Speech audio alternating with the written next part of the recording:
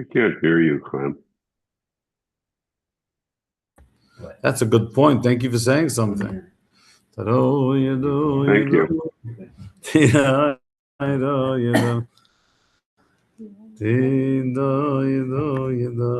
just going to share it on 2 more platforms and we're going to get going.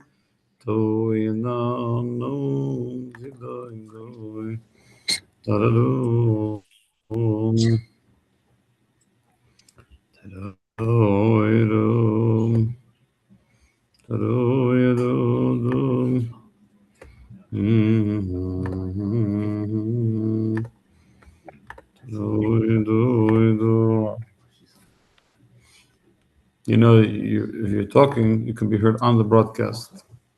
The systems are incredible. They hear everything. So you should learn sign language if you don't want people to hear you. Or Morse code, whatever. Okay, one more share. We are good to go.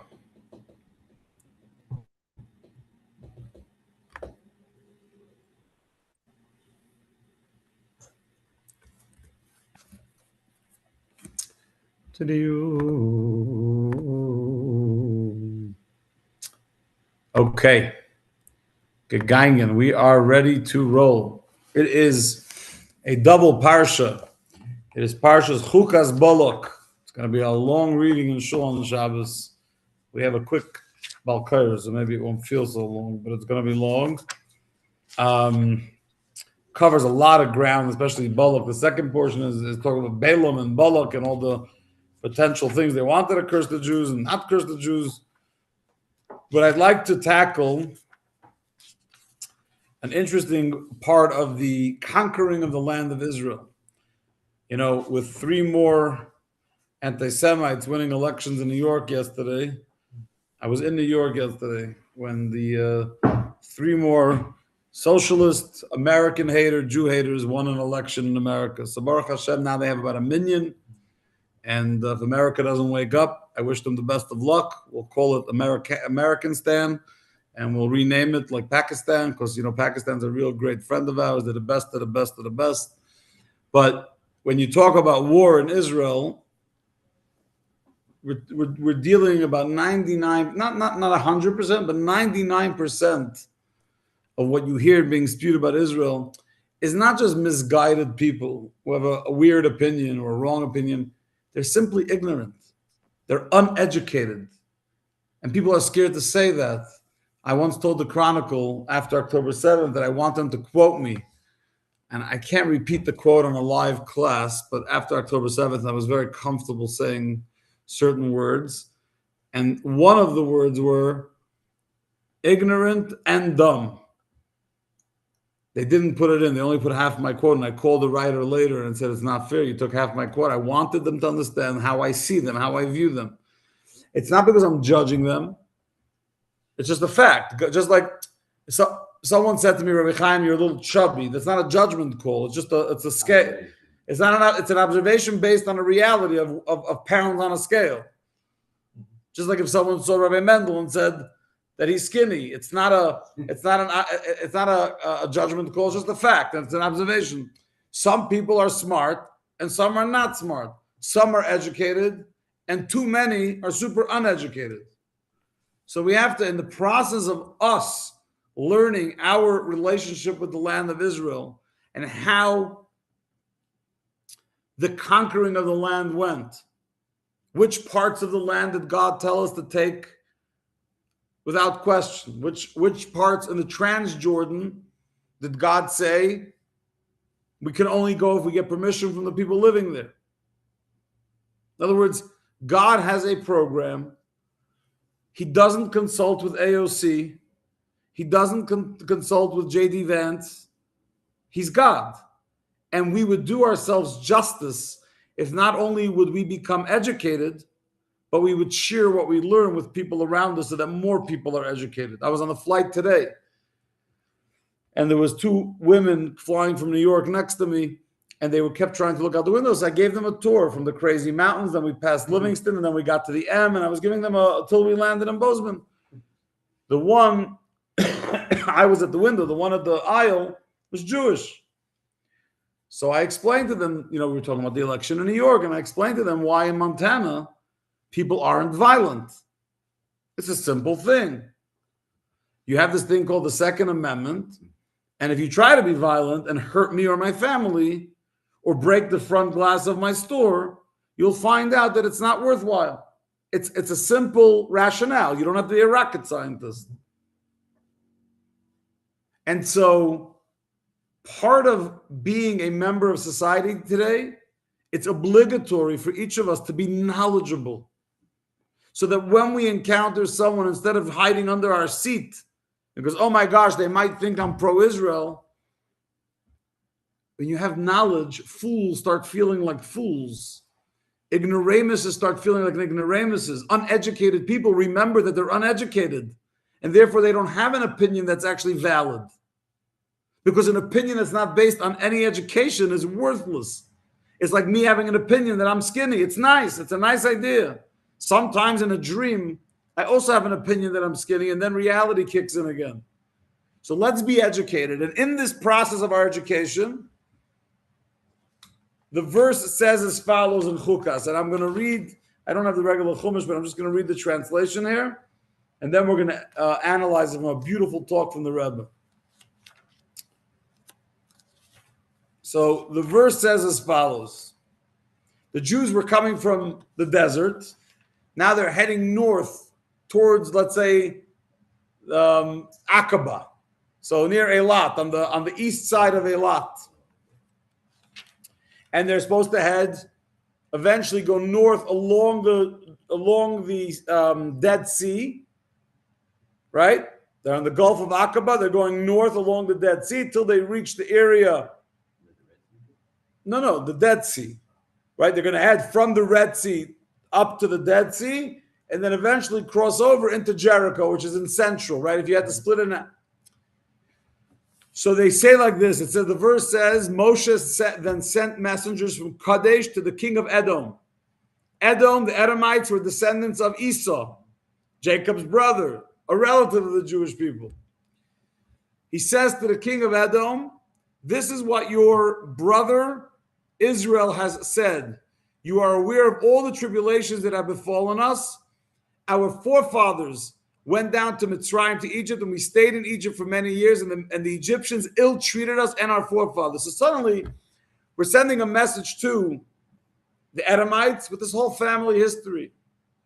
We were in Egypt.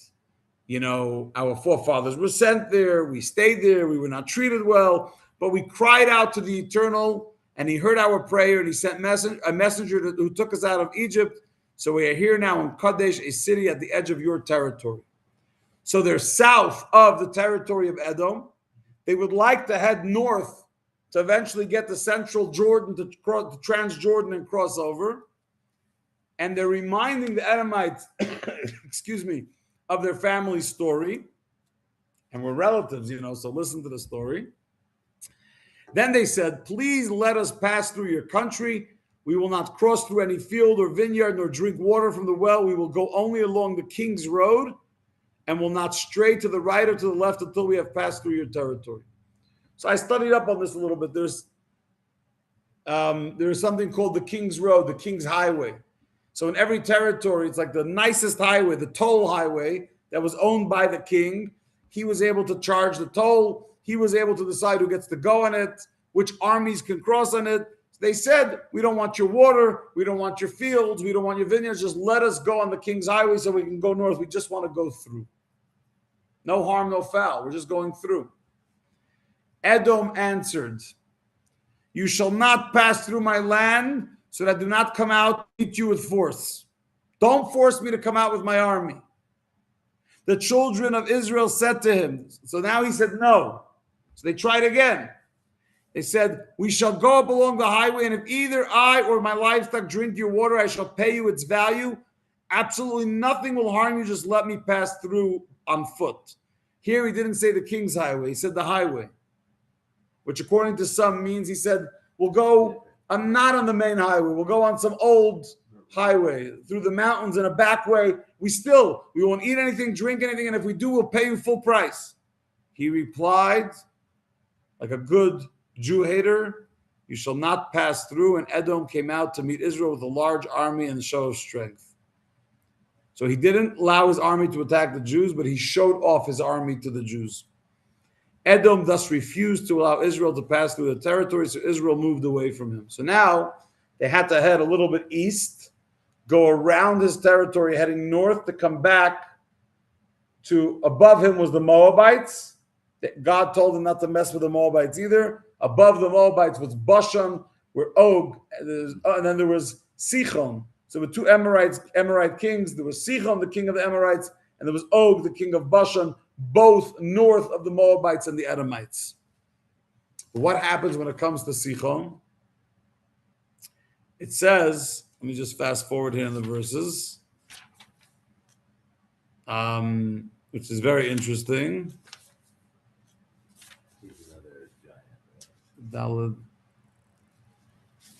So later in the Parsha, in chapter 21, it says as follows. They journeyed on from here and camped on the opposite side of the Arnon River. That is in the desert that extends from the border of the Emory. For the river Arnon is the border of Moab, between Moab and the Emory. So they were above Moab, right where you get to the Amorites. And it says, Israel sent a message to Sichon, king of the Amorites, saying, let us pass through your land. We will not stray into any land or vineyard, nor drink water from the well. We will go along the King's Road, again, the King's Highway, the next King's Highway, which, by the way, in New York, there's a famous road in Brooklyn called King's Highway, just FYI. It's in the Jewish neighborhood. It's called King's Highway.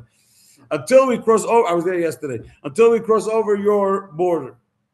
But Sichon did not allow Israel to pass through his territory. Instead, Sichon gathered his entire people. He didn't show force. He actually went to war.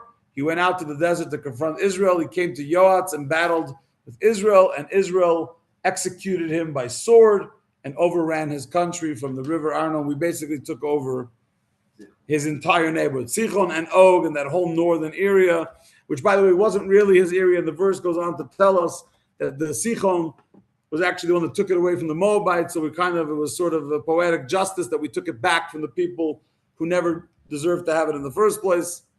It's like when people say that Israel took the West Bank. Took it the West Bank from who? From the people who took it from us? Yeah. It's called a reality check. Reparation? No, not reparation. Reparation is you give someone money for something they may or may not deserve. No, taking it back. Someone sits in your house, they manage to bully you out of it, and then you come to reclaim. That's all.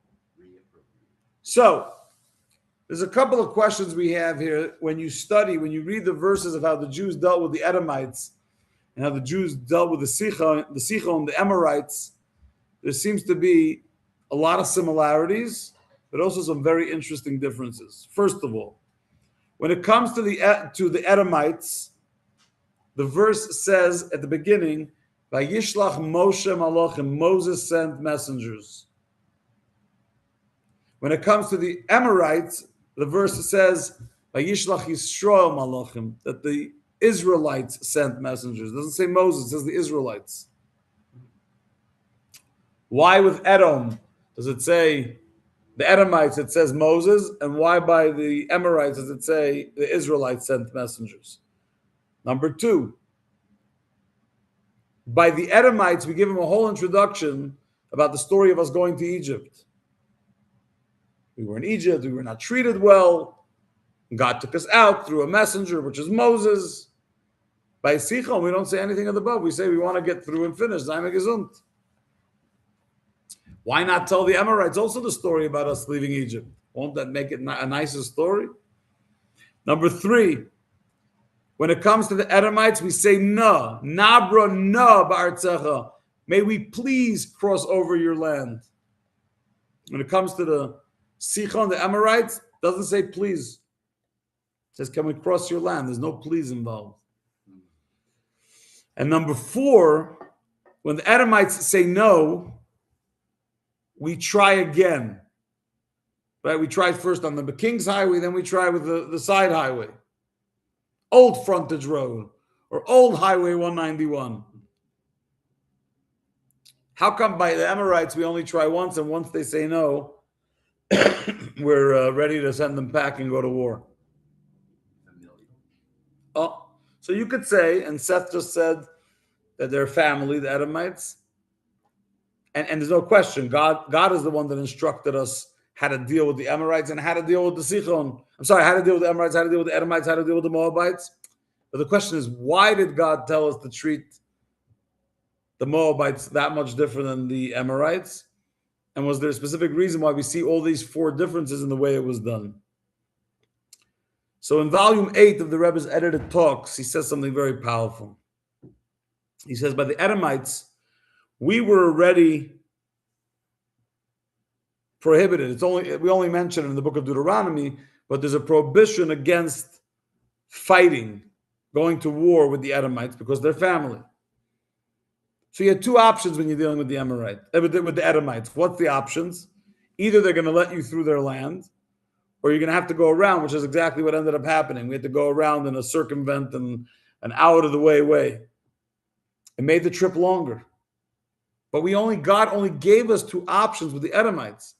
Either they let you through or you got to go around. War with the Edomites was not an option. The land of the Edomites was never going to be given to the Jewish people until Mashiach comes. We say in Az Yashir every single day in our prayer from the book of Exodus that that when Mashiach comes, that's not from Exodus, but that's part of the Az Yashir prayer, that we will go to judge the mount of Esav, or like Jacob told his brother Esau, I will come to you in Seir, in the Edomite land, which will be when Mashiach comes. But until then, war with your brother is not an option. It's either they let you through or you go around. You do not have a right to go to war with them. So they had to do everything in their power when they were dealing with the Edomites to get permission to go through. So first of all, they said, please. Second of all, they tried a second time because war was never an option. When it came to the Amorites, on the other hand, there was no prohibition against fighting the Amorites. Actually, the Jews were certain that if they had to go to war with the Amorites, they would succeed, which is exactly what happened. The only reason, so 1 second, if God says you can fight with the Amorites, what do you have to even ask them altogether? Just bomb them. Bomb. You know, the people that all day they want to drop bombs? It's exciting. What did they say in 2000? We're going to smoke them out of their pits. Bomb. There's some people, well, listen, this part of Iran needs to be bombed. It's not, but, call me later. I'll tell you what I think. Why didn't, if God said we could fight with the Amorites, with Sichon, why didn't we just do that? So the answer is because we always offer peace. We are a people of peace. That's another thing that we need to be able to say vocally. They keep trying to turn us and label us genocide, shmenocide, bloodthirsty. It's literally just a projection of what they are. They're projecting onto us. They know that the Jews don't like war. We like potato cook, but we don't like war. And yet they say it enough times for the uneducated to believe it. And just as a side note, I hope every American is noticing, Keir Starmer is not the Prime Minister of England anymore. The Prime Minister of Spain is about to go to jail together with his wife. The Hail Hitler president of Colombia lost his election this week. Every one of them that messed with the Jews, I don't know the time and date, but one thing I know for certain, like Khmelnytsky and Hitler and the Inquisition and the Babylonians and the Romans and the Egyptians, they will not exist. We will be here for eternity, and they will not exist. And we have to be comfortable saying that because we are a people of peace. There's no nation in the world that is so loving, peace-loving, and loving kindness. And that's why, even though we didn't have to, we wanted to offer peace, because even the Rambam rules in Halacha, based on the Gemara, we always offer peace. But I'll offer peace, and then if you don't leave my land, the land that God gave me, I'm going to I'm going to do a levaya. You know, a levaya, I'm going to escort you out of my land. Even then, we don't say kill them. Chase them away, which is what we should do with Gaza. We should have done it. We should have never given it back to them when they took it from us, but in 2005. But open up the Rafah border to Egypt and let them all have a safe trip to Egypt. It's not our obligation. Don't sit on my land and make me feel bad for you. Why would Egypt want them? It's not my problem. Nobody wants that. It's not my problem. But we are always a people that offers peace. We are always a people that offers for you to leave, and war is a last resort. But if you want to go to war, we will. And Mr. Sanchez and Mr. Starmer and anyone here in the United States, Mr. Mandani, your day will come. Not because the Jews are going to go to war. We don't go to war. Because God has a special program for people that mess with the Jews. Can they do harm along the way? Unquestionably. Can they turn America into a total circus like some of these European countries where we're a circus run by people who despise our Constitution, despise our Federalist Papers, and despise the founders, and despise the Pilgrims, and despise Western civilization, and yet they're using our Constitution to become leaders in this country? Absolutely. But the end game, I know already. So we offer peace to Sichon. Sichon says, no, not only no, I'm not going to show you my army, I'm going to send them out to attack you. And with Hashem's incredible intervention, we smoked them, whatever the term is. Yeah, with a T. But we weren't so bothered that they're going to say no, and that's why we didn't beg, because we had no problem going to war if we had to. With Edom, we had no war, which is why we had to ask twice, and we asked in a much nicer way, and which is why when it comes to the interaction we had with Edom, we use Moshe, not the Israelites. Moshe sends the messengers, not the Israelites. By mentioning Moshe's name, we wanted to give the Edomites sort of a subtle pressure, right, to let us through. Because you say Moshe, they remember, oh, Moshe's the guy that took them out of Egypt. He split the sea. They all knew about that. Maybe that would pressure them a little. It didn't work. Name dropping. It was name dropping, but name dropping in a subtle, not so subtle way to maybe the Edomites would be awakened, but they weren't awakened. But when it came to the Sichon, we weren't trying to scare them. We could care less. We're going to offer you to leave nicely, or not even leave, to let us through nicely. If you don't, we'll deal with you. So I'm not going to go out of my way to make you scared. You don't let me through, you're going to find out the hard way that I got a God that runs this program. But when it came to the Edomites, we had a prohibition against going to war, which is why we name dropped Moshe's name. Furthermore, we said no. We said please. And we spoke about how we were in Egypt and we were suffering in Egypt. We were trying to get our cousins, the Edomites, to answer our request, to just make it easier so we can go through the King's Highway along the coast. In the end, we had to go almost all the way up to the Jordan River, right? We were way north of the Dead Sea, because when you cross over through Jericho, you're crossing the Jordan. So it was a big schlep because we couldn't go through Edom and Moab. But if God says this is family and you don't go to war, we don't go to war. We don't play games when God tells us. Yeah. So why wouldn't they ask a third time? And then it brings me to the next question. If they didn't go the first time knowing that they couldn't go to war or whatever, why did they just go around after that instead of ask the second time? So it's interesting. The second time when they sent the message, what? He brought his army. No, he brought his army to show the strength. But also, if you look at the language in the verse, it's very interesting. The first time when they sent the messengers to the Edomites, they said Moses' name. The second time, they said the Israelites' name. They wanted to convince the Edomites that maybe, So if this doesn't work. if you're worried that it's all about one guy making a decision, let's try the other option. It's all of us together. We're all beseeching you and asking you if we can go through. There's an entire nation that needs you to let us through without work, and it didn't. They were determined to make Jews uncomfortable, which is an interesting insight into anti-Semitism. Or I don't like that term. It's a great insight into Jew hatred. Almost always Jew hatred is when it doesn't even affect you in any way, but you have to be nasty and you have to be hating.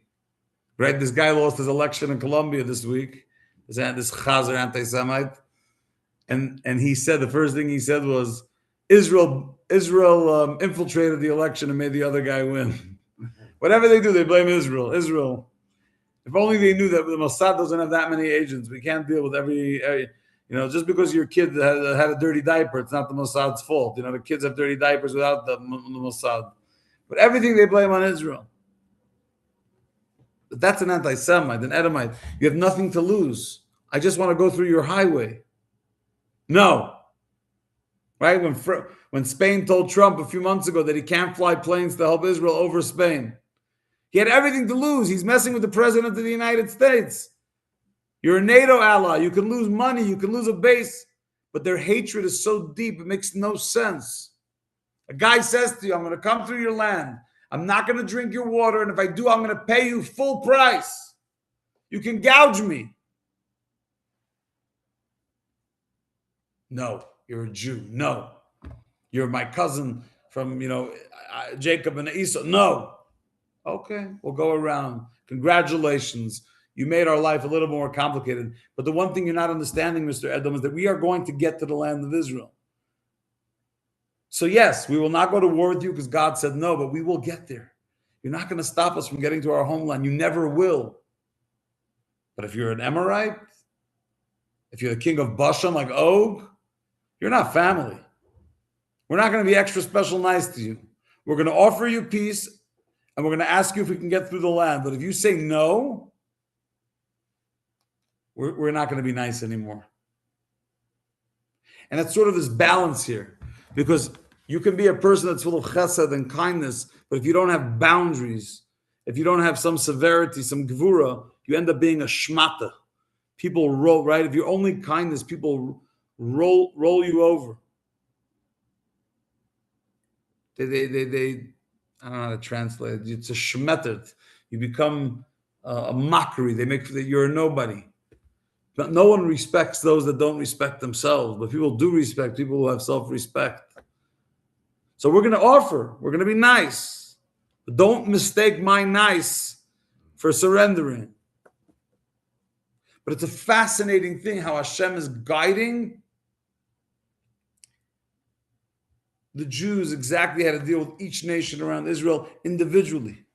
Because again, being a sane person, being a godly person, being a person that has guidance from Hashem means there is no one way.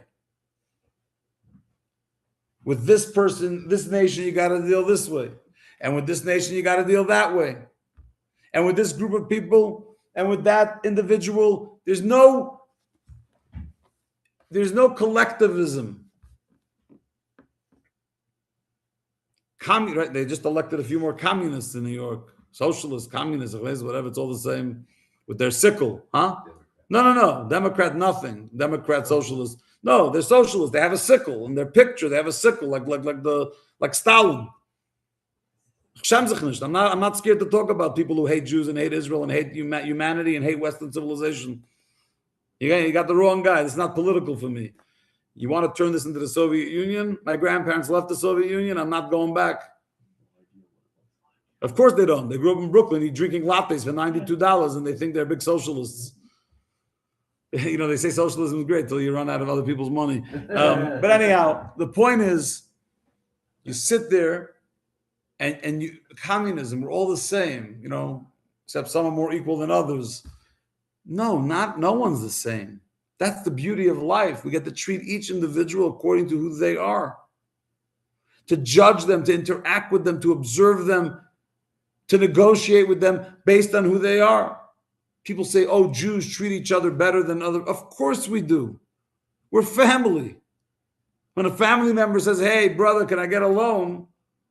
It's a lot different, just like in the black community. If a black guy asks another black guy in the hood for help, he's going to get help a lot quicker than asking a guy in a suit and tie driving by in his Lexus, hey, could you come help me? The guy in the Lexus is not even going to be comfortable enough to get out of his car. He'll probably zoom off thinking he's going to get mugged. That's how it is in the hood. There's something about being in your family. And that's because we recognize individuality. So when I see another Jew and they need help, of course I'm going to go above and beyond. Do I help everyone? Of course. Do I help Jews more? Yeah, they're my people. Who's going to help them? Who should I look? The left wing or the right wing? Who's going to help the Jew? Tucker or Kasparian? Which chaleria, which anti-Semitic loser with a microphone is going to help them if not us? And that one. And so individualism is so important. We'll treat Edom the way we treat Edom. We'll treat Moab the way we treat Moab. We'll treat Sichon and Og the way we treat Sichon and Og. We'll treat Amalek and Midian and all these other nations according to how we need to be treated. And who guides us on how to treat each one? Hashem. It's not about us making up a philosophy. We don't just walk around, oh, let's make a philosophy. Oh, Schweig. Why is he here in the middle of class? Taking potty. Guys, before you get a dog, call me so I can give you a recommendation.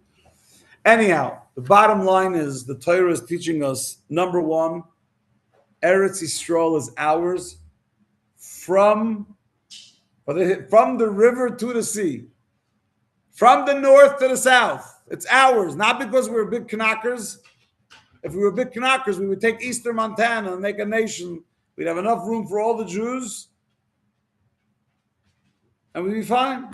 But it's not about us picking a random land. It's the land that God gave to us. But also, how we deal with other human beings should never be a personal choice.